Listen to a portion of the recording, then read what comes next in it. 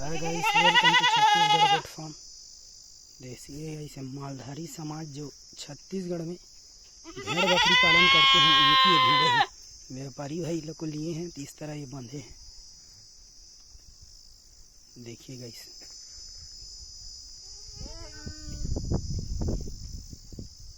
इधर एक डेरा पड़ा हुआ है, इधर भी डेरे ही डेरे हैं। ठीक, thank you guys for watching. Please subscribe my channel, like and share.